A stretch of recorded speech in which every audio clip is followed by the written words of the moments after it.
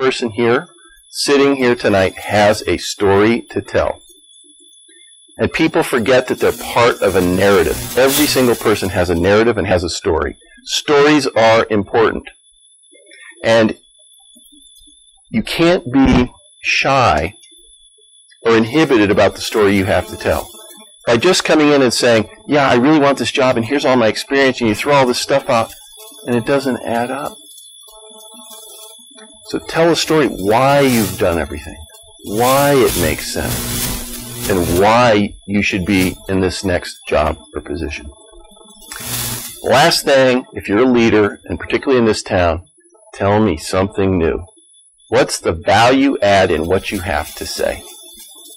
And that's really important. When you listen, if you're here tonight, I hope you go away with some nugget that makes a difference to you. And it only needs to be one thing. I need to add one element of value to how you think about yourself, about communications, about your presentation skills. So the key thing is add something new. Why does someone want to show up? How many times have you been at a board meeting, a PTA meeting, a speech? You walk away, that was great, but what the hell were they talking about? What was the one thing that's new that I can use? So always think about how can you, it doesn't have to be groundbreaking. Now, this is kind of this goofy acronym thing, POWER. Okay, I'm going to go through this quickly. POWER, first one is punch. Always start strong. There's a tendency, and I was probably guilty of it tonight, most of us are, that people start out really slowly. I'd like to thank Maria for having me here, and Mara, it's really great, and I love it, and it's really neat for you guys to bring us in here, and I love all alum, and my daughter goes to school. No, okay, that's great. Tells you nothing. I'm here to tell you something very important. Communications is central to everything we do and everything you do every single day. That's why you're here. That's why you should be here. It's within your power to change how you communicate. Jump right in. 2, one message. Everybody has to prove how smart they are and how complex things are. I'm going to talk about 15 different things. No. How many, again, in your own experience, how many times have you walked away from a meeting with not one thing that you can say you learned or knew or thought? Rarely can you walk away saying, wow, I learned this one thing. Because you know what? We all have a pretty limited capacity for absorbing information. Find the one thing that you want to convey and make sure you convey it. Good examples. Windows. It's a window on your thinking. You can throw out facts after fact after fact. 14,000 children will benefit from this program I've instituted in Central Africa. It's great. 14,000, what's that mean? It's going to cost save the country $200 million. Wow. Okay, let me give you an example. There is a child who today is alive, who has 4 brothers and sisters because of the work I did. And they give the example. Put a face on. Examples trump fact. That doesn't mean get rid of fact, but you have to merge the power of rational and emotional. Ear has to do with speaking and how people listen to you. Speak conversationally. Again, don't speak over your audience. Don't speak down to your audience. Don't use acronyms. Be as conversational as you can.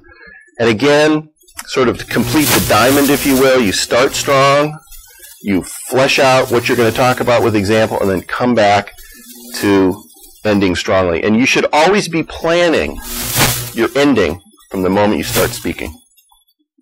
So present it, flesh it out, end with your, essentially with your thesis. Let me give you a quick couple. I'm sorry. Yes, please. I'll do this. I apologize. Thank you. So, things to watch out for. Now, I feel particularly proud about this particular. For years, I have always said there's an 18-minute rule. 18 minutes, scientifically, studies have shown, audiences run out of absorption steam after 18 minutes.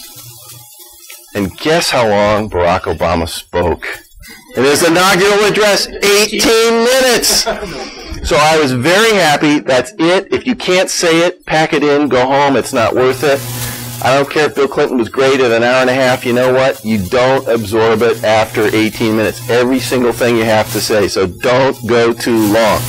Too many visual aids. Now, this primarily pertains to flip charts and PowerPoint, and that's a whole separate thing I'm not going into tonight. But don't let the visual aid be the star of the show. You are the star of the show. People don't show up to watch a PowerPoint. They show up to watch you. And people make the mistake all the time in PowerPoint in particular by doing what? They look at the PowerPoint. You see the back of their head, and I'm bald. I don't want people looking at the back of my head. Dress appropriately sounds silly, but I can tell you the number of distractions. I work with a CEO in Silicon Valley, and it's all fine.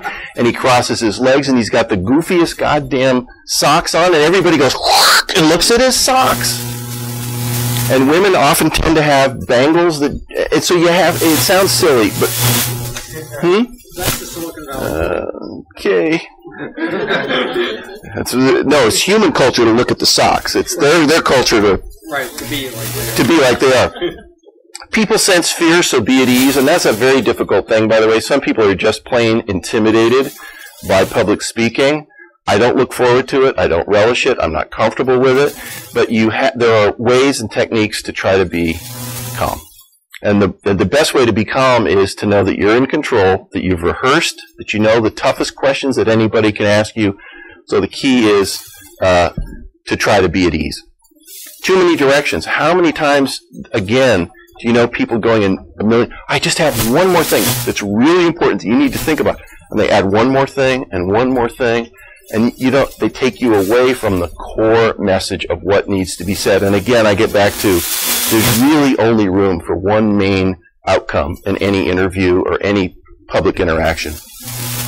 The last thing, and this is a little bit more nuanced to someone advancing a public dialogue, but it's also true if you're, again, in a job interview, or if you're interested about advancing your career, you want to be considered in a different light. There's no single takeaway or audience ask. In other words, at the end of the whatever communication you're having, one-on-one, 1 against 50, 1 against 500, 1 against millions, what is it why should people be watching you, and what is it that they should be taking away? What is it you're asking them? If there's one thing I want you to take away from tonight's event, it is the importance of communication, the importance of rehearsal. When you see someone on TV, you're thinking, okay, that's great, but what do they want me to do? So that's important. Final thoughts. Now, silence can be your friend is not a genuflection to the silence that Sidwell Friends practices before every meeting. Silence can be your friend. Let me explain this in a couple of ways. One, because a lot of people get flustered when they speak, or if they're working off notes and they lose their way, or they've been diverted through questions and they kind of get lost. And then what do they do? What do you do when you get lost? You keep wandering, right? Instead of stopping and kind of going back to where you started, people tend to wander. It's okay to stop, compose yourself, regain control, and have just a minute of silence. What does silence do? Brings you in. I've just spent the last few sentences, I've had a little pause. If you're panicked, you feel like it takes forever. But when you're in control, it allows you to compose yourself and continue to, and control is a very important thing when you speak. So silence is something that's really important, and a lot of actors use silence as a way to bring in the audience to make a point. So silence is a very important part of, and never be afraid of, silence. Obviously, we talked about confidence, stay in character, be natural.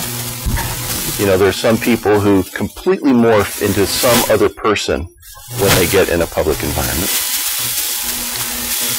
Have you ever been at a speech or a meeting when someone is short, crisp, to the point, and ends early that you're disappointed? You have been? What? Because, well, it's more at a technical level, but they could have gone deeper into what their whole technical knowledge was and expertise. Always leave them